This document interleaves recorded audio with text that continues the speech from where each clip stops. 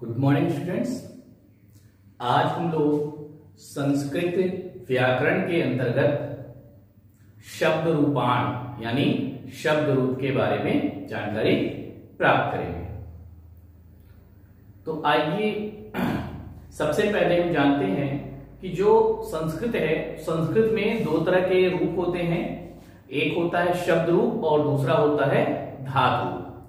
शब्द रूप के अंतर्गत हम लोग संज्ञा और सर्वनाम इनके बारे में जानकारी प्राप्त करते हैं। जो संज्ञा सर्वनाम होता है उसे हम शब्द रूप के अंतर्गत रखते हैं, और जो धातु रूप होता है उसके अंतर्गत क्रिया यानी कर्ता जो कार्य करता है उसके बारे में हम लोग अध्ययन करते हैं।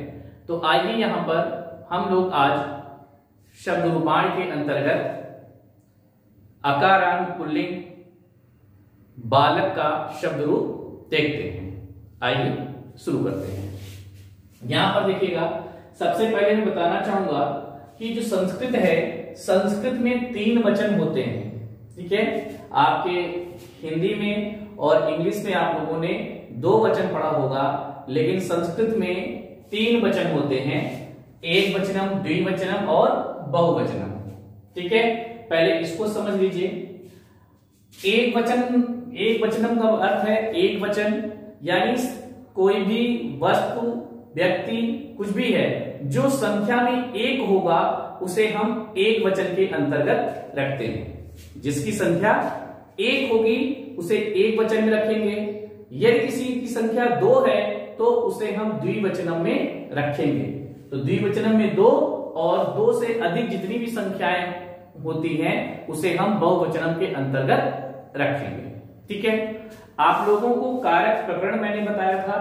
तो कारक के अंतर्गत आपने देखा था कि जो विभक्ति होती है वह 8 विभक्तियां हैं, जिसमें 7 विभक्ति और एक संबोधन। तो इसको आपने जाना था। ठीक, तो यहां पर कॉलम्स बने हुए हैं। यहां विभक्ति, एक वचनम, द्विवचनम और बहुवचनम। ठीक है, तो प्रथमा विभक्ति सबसे पहले बात करते हैं प्रथमा विभक्ति की। तो प्रथमा विभक्ति जिस होता है कर्ता कारक। ठीक, प्रथमा विभक्ति यानी कर्ता कारक। ठीक है, अब यहां पर देखिए प्रथमा विभक्ति का रूप राम का किस प्रकार से चलेगा। एक वचनम में बालक है, द्विवचनम में बालको और बहुवचनम में बालका। इसको इस प्रकार से देखेंगे, बालक है, बालको, बालका। उसी प्रकार से द्वितीय विभक्ति के अंतर्गत आप देखेंगे बालकम, बालको, बालकान। तृतीय विभक्ति बालकेन, बालकाभ्याम, बालकेभ्यः। अब ध्यान दीजिएगा, द्वितीय विभक्ति का प्रयोग हम कब करेंगे, जब हम कर्म कारक का प्रयोग करते हैं। तृतीय विभक्ति का प्रयोग करण कारक के लिए होता है, जिसके अंतर्गत बालकेन, बालकाभ्याम, बालकेभ्यः। चतुर्थी विभक्ति यानी संप्रदान कारक के लिए बालकाय, बालकाभ्याम, बालकेभ्यः। पंचमी विभक्ति अपादान के कारक, जिसमें से अलग होने का चिन्ह आता है, वहां पर क्या होगा, बालकात, बालकाभ्याम, बालकेभ्यः। षष्ठी विभक्ति संबंध कारक, तो संबंध कारक के अंतर्गत रूप चलेगा बालकस्य, बालक्यो, बालकानाम। सप्तमी विभक्ति अधिकरण कारक, यहां पर जो रूप चलेगा बालके, बालकयो, बालकेषु। संबोधन के अंतर्गत हे बालक, हे बालक, हे बालको, हे बालका। प्यारे बच्चों, यहां पर आप लोग विशेष रूप से ध्यान देने की जरूरत है कि जो मैंने कारक आप लोगों को बताया था, तो कारक के अनुसार ही जब हम संस्कृत अनुवाद करेंगे उसी के आधार पर हम इनका प्रयोग भी करेंगे। ठीक है, जिस प्रकार से अगर जैसे कर्ता कारक का प्रयोग हुआ है, तो कर्ता कारक का प्रयोग जिसका चिन्ह ने होता है, तो वहां पर अगर बालक, जैसे कहा बालक जाता है, तो एक बालक अगर जाता होगा तो वहां पर प्रथमा विभक्ति एक वचन का प्रयोग हम वहां पर करेंगे। अगर हो जाता है कि 2 बालक जाते हैं तो वहां पर बालको गच्छति, तो वहां पर हम जो द्विवचन है बालकों का उसका प्रयोग प्रथमा विभक्ति द्विवचनम का प्रयोग करेंगे। अगर लिखा होता है बालक जाते हैं यानी ढेर सारे बालक जा रहे हैं, वहां पर आप बहुवचन बालक का रूप प्रयोग करेंगे।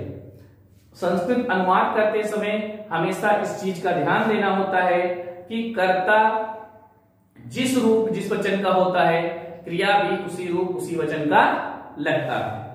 ठीक है, हमेशा इस चीज का विशेष रूप से ध्यान देना होता है। अगर हम द्वितीय विभक्ति यानी कर्म कारक होता है तो वहां पर तीनों रूप इस प्रकार चलेंगे, बालकम, बालको, बालकाम। तृतीय विभक्ति यानी कर्ण कारक होगा तो वहां पर हम लोग तृतीय विभक्ति का ही प्रयोग करेंगे, किसी और विभक्ति का प्रयोग नहीं करेंगे।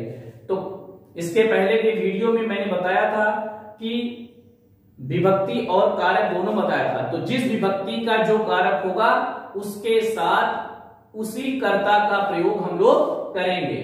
ठीक है, आइए देखते हैं, एक बार इसको एक साथ पढ़ते हैं किस प्रकार से हम यह बालक का रूप पढ़ेंगे। ठीक है, तो बालकः, बालको, बालका, बालकम, बालको, बालकान, बालकेन, बालकाभ्याम, बालकेभ्यः, बालकाय, बालकाभ्याम, बालकेभ्यः, बालकात्, बालकाभ्याम, बालकेभ्यः, बालकस्य, बालकयोः, बालकानां, बालके, बालकयोः, बालकेषु, हे बालक, हे बालको, हे बालका। ठीक, इस प्रकार से हम इसको याद करेंगे। ठीक है, अब सबसे बड़ी चीज ध्यान दीजिएगा कि द्विवचनम और बहुवचनम में कुछ रूप ऐसे हैं जो अलग अलग विभक्तियों में भी सेम है। जैसे अगर हम बात करते हैं तो द्विवचनम बालक शब्द का रूप प्रथमा और द्वितीय विभक्ति द्विवचनम दोनों यहां पर सेम है। आप देखेंगे कि बालक, तो यहां पर इस चीज का आप लोग ध्यान देंगे। ठीक है, तो बालक शब्द में द्विवचनम के प्रथमा और द्वितीय विभक्ति सेम होगा। बालको यहां पर भी है, बालको यहां पर है। उसी प्रकार से बालक शब्द रूप में तृतीय विभक्ति, तृतीय, चतुर्थी और पंचमी द्विवचन के अंतर्गत भी सभी क्या है, सेम है। बालकाभ्याम, बालकाभ्याम, बालकाभ्याम यहां पर देखेंगे। ठीक उसी प्रकार से देखिए यहां पर सप्तमी, षष्ठी और सप्तमी विभक्ति भी सेम है द्विवचन में, बालकयो, बालकयो। ठीक है, यह तो हो गया द्विवचन में। इसी प्रकार से बहुवचन में भी आप देखेंगे कि बहुवचन में आपके तृतीय, चतुर्थी और पंचमी विभक्ति बहुवचन इन तीनों के रूप सेम है। ठीक है, सेम उसी प्रकार से लिखा जाएगा, बालकेभ्यः, बालकेभ्यः, बालकेभ्यः। ठीक है, तो इसका रूप हम लोग एक बार फिर से देखते हैं किस प्रकार से पढ़ना है। तो बालकः, बालको, बालकाः, बालकम, बालको, बालकान, बालकेन, बालकाभ्याम, बालकैः, बालकाय, बालकाभ्याम, बालकेभ्यः, बालकात्, बालकाभ्याम, बालकेभ्यः, बालकस्य, बालकयोः, बालकानां, बालके, बालकयोः, बालकेषु, हे बालक, हे बालको, हे बालका। तो यहां पर आज आप लोगों ने बालक शब्द का रूप देखा। ठीक इसी प्रकार से अकारांत पुल्लिंग के अंतर्गत राम, नर, शेर, वानर इत्यादि के रूप भी इसी प्रकार से चलेंगे। यानी अकारांत पुल्लिंग के जितने भी शब्द होंगे, अकारांत का मतलब जिस शब्द के अंत में अ आता है, जैसे यहाँ क है तो यहाँ पे अ आ रहा है। आप अगर लिखते हैं ना बालक, तो बालक क, तो क में क्या है, अ है, इसीलिए कहा अकारांत, यानी जिसके अंत में अ आ रहा हो। तो अकारांत पुल्लिंग के जितने भी शब्द होंगे सभी के रूप इस बालक की तरह से ही चलेंगे। तो प्यारे बच्चों, आज आप लोगों ने शब्द रूपाण के अंतर्गत अकारांत पुल्लिंग बालक शब्द का रूप देखा, समझा। आप लोग गृहकार्य के रूप में बालक शब्द का रूप लिखेंगे और याद करेंगे। तो प्यारे बच्चों, आज के लिए इतना ही, धन्यवाद।